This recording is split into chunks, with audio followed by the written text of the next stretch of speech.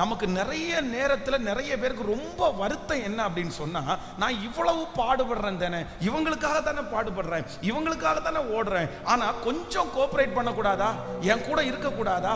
எந்திரினா அப்பதான் நம்ம அவங்களுக்கு தூக்கம் வரும். நம்ம தூங்காம நீங்க உட்கார்ந்துருப்பீங்க, அவங்க கொரட்டை விட்டு தூங்குவாங்க. நீங்க சாப்பிடாம உபவாசம் இருப்பீங்க, அவங்க லெக் பீஸா தின்னுட்டு இருப்பாங்க. அப்போ நமக்கு நிறைய பேருக்கு என்ன தோணும்னா, ஒரு காலகட்டத்தில் வேண்டாம் வேண்டாம், இவங்களுக்கு பாடுபட்டு என்ன பிரயோஜனம், இவங்களுக்கு ஜெபம் பண்ணி என்ன பிரயோஜனம், இவங்களுக்கு ஒரு அக்கறையுமே இவங்களுக்கு இல்லை. அதனால நம்ம நிறைய பேர் மனம் வேதனைப்பட்டு அதுல கண்டினியூ பண்ண மாட்டோம். ஆனா ஒண்ணு நீங்க நினைச்சுக்குங்க, ஆண்டவர் உங்களுக்குள்ள அந்த வைராக்கியத்தை கர்த்தர் வச்சிருக்கிறாரு, உங்களுக்குள்ள அந்த வாஞ்சியை ஆண்டவர் வச்சிருக்கிறாரு. உங்களை கொண்டு கர்த்தர் அந்த காரியத்தை செய்ய போறாரு.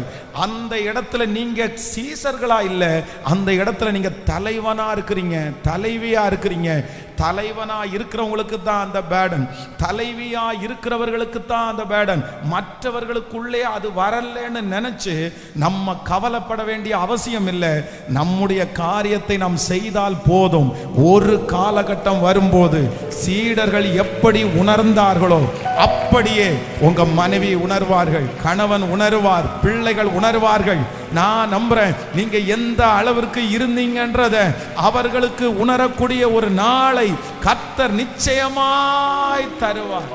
நான் அடிக்கடி சொல்லுவேன், தலைவன் அப்படின்றவங்க, தலைவி அப்படின்றவங்க என்னைக்குமே நீங்க தனிமைதான், என்னைக்குமே நீங்க தனிமைதான்.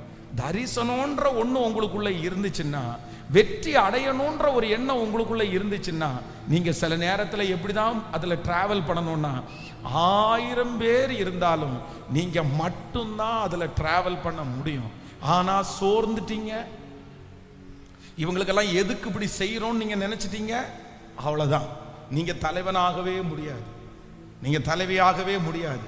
கர்த்தர் நம்ம கையில ஒரு பெரிய பொறுப்பை ஆண்டவர் கொடுத்திருக்கிறார். இந்த சத்தத்தை கேட்கிற யாராவது ஒருத்தர், ஒருவேளை நீங்க ஆரம்பத்தில் வேகமாய் ஓடினவங்க, உங்களை சுற்றி இருக்கிறவங்க, பாடுபடுறவங்க, அவங்களுக்கு உணர்வே இல்லாததுனால நீங்க ரொம்ப பேக் அடிச்சிருக்கலாம். நான் அப்படிதான் பாஸ்டர் இப்போ விட்டுட்டேன் அப்படின்னு சொல்லலாம். ஆனா ஆண்டவர் மறுபடியும் உங்க பக்கத்துல சொல்றாரு, இல்ல நீ தலைவன், நீ தலைவி, உன்னை உருவாக்க போறேன், உன்னை பயன்படுத்த போறேன். நீ ஆக்டிவா தான் இருக்கணும், நீ தூக்கத்தை தியாகம் பண்ணி தான் இருக்கணும், நீ அந்த இடத்துல ஓடிதான் ஆகணும், நீ அந்த இடத்துல ஜெபம் பண்ணி தான் ஆகணும்.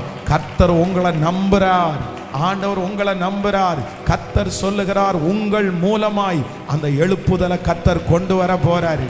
உங்க மூலமா அந்த விடுதலை கொண்டு வர போகுது, உங்க மூலமா அந்த அற்புதம் நடக்க போகுது, உங்க மூலமா அந்த சாபம் நிவர்த்தி ஆக போகிறது. கர்த்தர் சொல்லுகிறார், யாரு கூட நிக்காட்டாலும் தரிசனம் உள்ள ஒரு மனுஷனோட கர்த்தர் கூட நிக்கிறாரு. சிஸ்டர், உங்க கூட ஆண்டவர் நிக்கிறாரு. பிரதர், உங்க கூட ஆண்டவர் நிக்கிறாரு. ஆண்டவர் தட்டி கொடுக்கிறாரு, கர்த்தர் உற்சாகப்படுத்துறாரு. யாரும் கூட இல்லாததுனால கவலைப்பட வேண்டியதே இல்லை. என் கூட தகப்பன் இருக்கிறார். கைகளை மேல உயர்த்தி, என் தகப்பன் இருக்கிறார், என் தகப்பன் இருக்கிறார். உங்க கூட ஆண்டவர் இருக்கிறார். தீர்க்க தரிசனமா கர்த்தர் சொல்றாரு.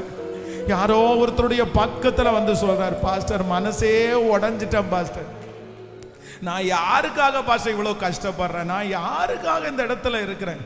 புரிஞ்சுக்கவே மாட்டேங்கிறாங்களே, கோஆபரேட் பண்ணவே மாட்டேங்கிறாங்களே, அவங்க இஷ்டத்துக்கு வாழ்றாங்க, அவங்க இஷ்டத்துக்கு போறாங்க.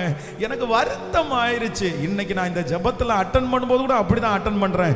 ஒன்னும் இவங்களுக்கு செய்யக்கூடாது, இவங்களை உற்றணும், இவங்களை மறந்துடணும் அப்படின்னு எல்லாம் நினைச்சிட்டு வந்தாலும் ஆண்டவர் சொல்லுகிறார், உங்க வீட்டிலே இருக்கிற அந்த தேவனுக்காக பக்தி வைராக்கியம் பாராட்டுகிற அந்த தாவீது நீங்க தான், அந்த மோசே நீங்க தான், அந்த எஸ்தர் ராஜாத்தி நீங்க தான். கைகளை மேல தட்டி முழு பலத்தோடு ஹல்லேலூயா. உள்ளார்ந்த மனிதன் நாளுக்கு நாள் பலப்படுகிற நேரம் இது.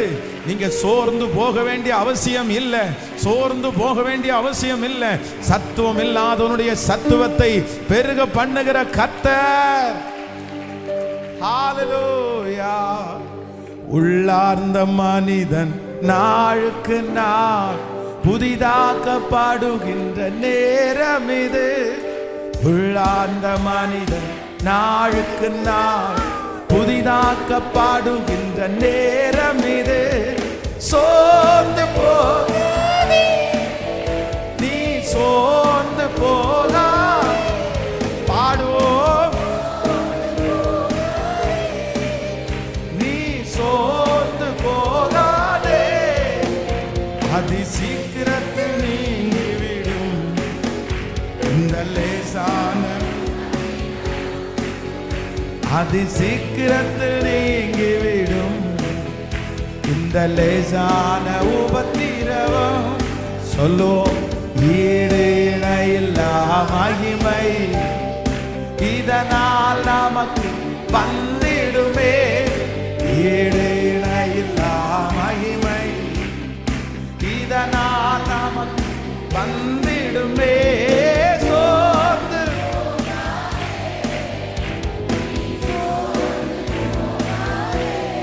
ஹல்லேலூயா, சோர்ந்து நீ சோர்ந்து போகாதே. அதி சீக்கிரத்தில் நீங்கிவிடும் இந்த லேசான உபத்திரவம். அதி சீக்கிரத்தில் நீங்கிவிடும் இந்த லேசான உபத்திரவம். ஹல்லேலூயா.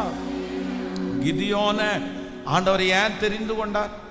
கிதியோன் மூலமாய் அவ்வளோ பெரிய எழுப்புதல் வர்றதுக்கு என்ன காரணம்? வேதம் சொல்லுது, அத்தனை பேரும் அந்த சூழ்நிலையை பார்த்து, அந்த பிரச்சனையை பார்த்து வீட்டில் ஒதுங்கி இருக்கும்போது இவர் ஒரே ஒருத்தர் மட்டும் வந்து நின்று, வேதம் சொல்லுது, அவருக்கு கர்த்தர் கொடுத்திருக்கிற அந்த பலத்தின்படி அங்க வேலை செஞ்சுட்டு இருக்காரு. அவரை பார்த்து தான் ஆண்டவர் சொல்றாரு, பராக்கிரமசாலியே, கர்த்தர் உன்னோடு இருக்கிறார். ஹல்லேலூயா. ஒரு 3 பேருடைய கரத்தை பிடிச்சு சொல்லுங்க, உங்களுக்குள்ள தரிசனம்னு ஒன்று இருக்குமானா, வளரணும்னு உங்களுக்கு எண்ணம் இருக்கும்னா, நீங்க பயன்படணும்னு நீங்க நினைச்சீங்கன்னா, நீங்க எப்பவுமே தனிதான். சொல்லுங்க, எப்பவுமே தனிதான். ஹல்லேலூயா. உங்க கூட யார் இருப்பா? உங்க கூட யார் இருப்பா? கர்த்தர் தான் இருப்பார். கர்த்தர். வேற யாரும் உங்க தரிசனத்தை புரிஞ்சுக்க முடியாது. புரிஞ்சுக்க முடியாது. கேட்டா திட்டுவாங்க. உனக்கு என்ன, உனக்கு எதுக்கு இந்த வேலை அப்படின்னு கேட்பாங்க. ஆமா, நீ ஒருத்தன் தான் பெரிய, நீ ஒருத்தி தான் பெருசா பண்ணிட்டு இருக்கிற, அதனால நீ இப்போ பண்ண உடனே அப்படியே மறிச்சு தள்ளிடுவேன் அப்படின்னுவாங்க. அவங்களும் செய்ய மாட்டாங்க. சொல்லுங்க, செய்கிறவளையும் செய்ய விட மாட்டாங்க. பக்கத்து என்கரேஜ்மெண்டே இருக்காது. நம்ம ஏதாவது நீங்க திட்ட போங்க, உடனே அப்படியே குறுக்க திரும்பிடுவாங்க. கேட்டாங்களா? ஆமா, இப்போ கேட்டாங்களா பிரியாணி? கேட்டது மாதிரி சொல்லிங்க, வாங்கியும் கொடுத்துட்டு திட்ட வேண்டிய தேவை இருக்கா? அப்படின்னா இப்போ வந்து வீட்டில் இருக்கிறவங்களுக்கு ஒரு பிரியாணி வாங்கி கொடுக்கணும் உங்களுக்கு ஆசை இருக்குன்னு வச்சுக்கோங்களேன். அந்த பிரியாணியை வந்து ரொம்ப கஷ்டப்பட்டு ஏதோ ஒரு சூழ்நிலையில் ஓடியாந்து காத்து கடந்து வாங்கி கொடுத்தீங்கன்னு வச்சிங்களேன், சாப்பிடும்போது நீங்கள் என்ன எதிர்பார்ப்பீங்கன்னு நினைக்கிறீங்க? ஒரு தேங்க்ஸ் சொல்லி நல்லா இருக்குது, எப்படி வாங்கினீங்க, இல்லை எப்படி வாங்கினம்மா, எப்படி செஞ்சீங்கன்னு கேட்கலான்னு நினைப்பாங்க. ஆனால் சாப்பிட்டு முடிச்சிருவாங்க, ஒரு தேங்க்ஸ் ஒன்றுமே இருக்காது. உடனே உங்களுக்கு என்ன வரும்? இவ்வளவு போய் நீ இவ்வளோ கஷ்டப்பட்டு பிரியாணி வாங்கி கொடுத்து தின்னுட்டு ஒரு நன்றி கூட இல்லாமல் நல்லா இருக்குன்னு கூட சொல்லாமல் இருக்காங்க பாருங்க அப்படின்னு கேட்டு ஒரு வார்த்தை பேசுவீங்க. ஏன் நல்லா இருக்குன்னு ஒரு வார்த்தை சொன்னா என்னம்மா அப்படின்னு? ஆமாம், வாங்கி கொடுத்துட்டு இப்படி நல்லா இருக்குன்னு கேட்கணுமா? அப்போ ஏற்கனவே நீங்க வாங்கி கொடுத்து கூட உங்களுக்கு அந்த மனசு இருக்காது. ஆனா அதுக்கப்புறம் ஒரு வார்த்தை பேசுவாங்க பாருங்களேன், ஒரு எங்கேயும் இல்லாத பிரியாணியை கொண்டு வந்து கொடுத்துட்டீங்க, பெருசா கொண்டு வந்து கொடுத்துட்டீங்க. ஏன் கேட்டாங்களே யாராவது? நான் என்ன கஞ்சி குடிச்சிட்டு படுத்து தூங்க மாட்டேனா?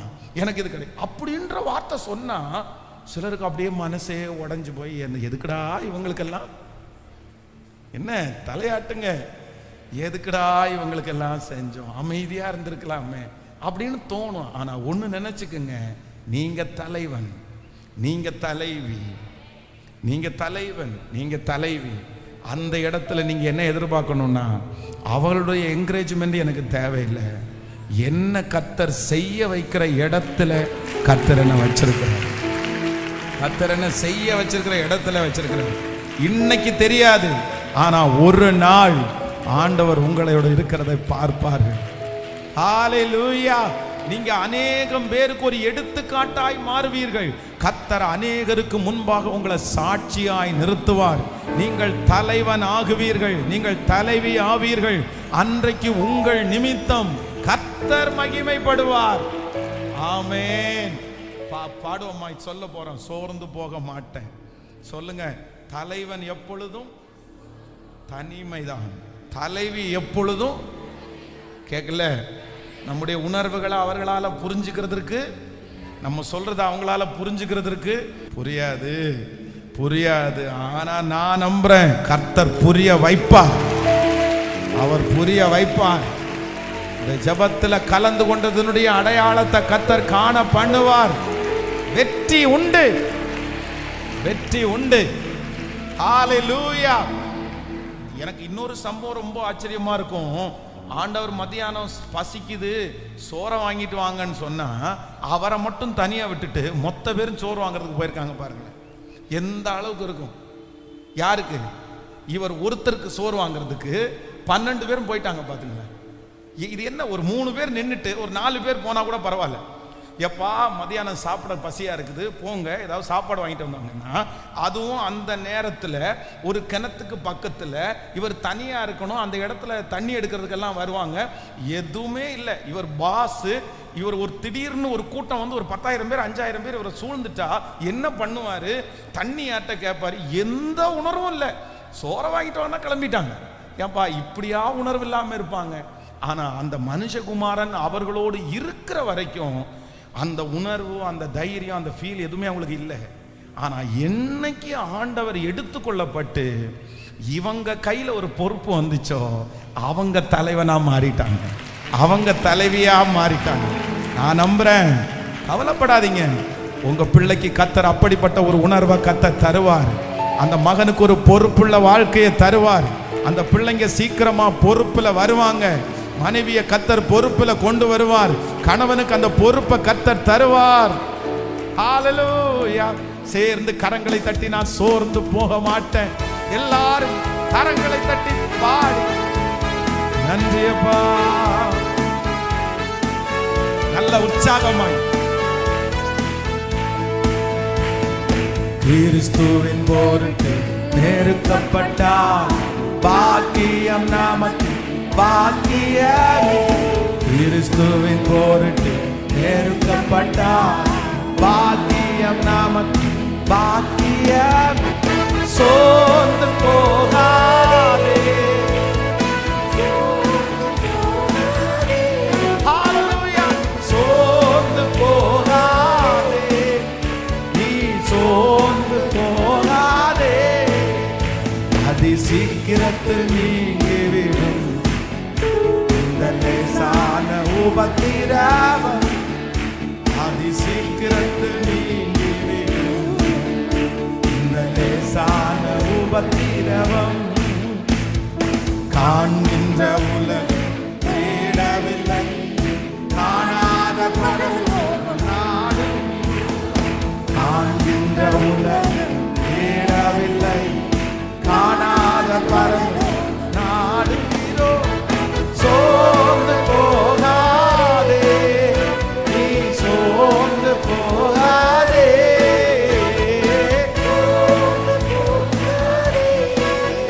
நீ சோர்ந்து போகாதே. அதி சீக்கிரத்தில் நீங்கிவிடும் இந்த லேசான உபத்திரவம். அதி சீக்கிரத்தில் நீங்கிவிடும் இந்த லேசான உபத்திரவம். ஹல்லேலூயா. யார் கோஆபரேட் பண்ணாட்டாலும், யார் என் கூட நீ கேட்டாலும், எனக்கு மனசுல ஆண்டவர் கொடுத்திருக்கிற தரிசனத்தை நான் நிறைவேற்றுவேன். நான் அதுக்காக பாடுபடுவேன். நான் அதற்காக உழைப்பேன்.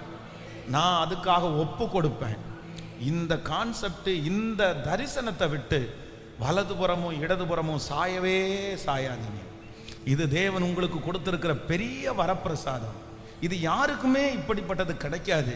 ஆனா உங்களுக்கு இப்படிப்பட்ட ஒரு தாகத்தை ஆண்டவர் உங்களுக்குள்ள வச்சிருக்கிறாருன்னா, ஆண்டவர் உங்களை ஏதோ ஒரு பெரிய அளவில் கர்த்தர் உங்களை பயன்படுத்த போறாரு. கர்த்தர் பயன்படுத்த போறாரு. கர்த்தர் பயன்படுத்த போறாரு. நான் நம்புறேன் நீங்க நிறைய பேர் உயிரோடு இருக்கும் போதே அதனுடைய அற்புதத்தை பார்ப்பீங்க.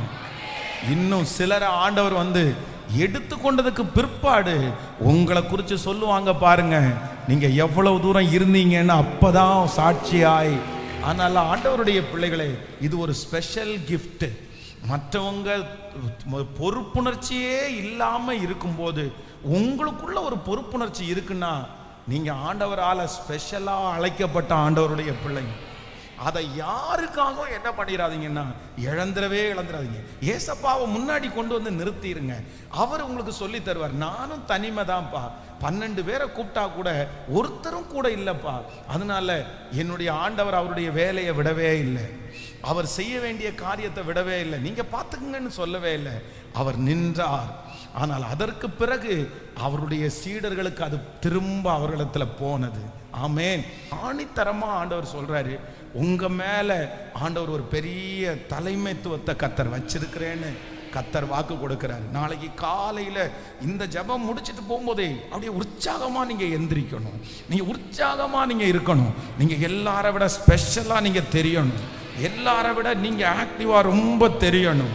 மற்றவர்கள் உங்களுடைய இடத்துல வர்றதுக்கு ஆசைப்படுற அளவிற்கு கர்த்தர் பலத்தினால நிரப்புவாராக, தைரியத்தினால உங்களை நிரப்புவாராக.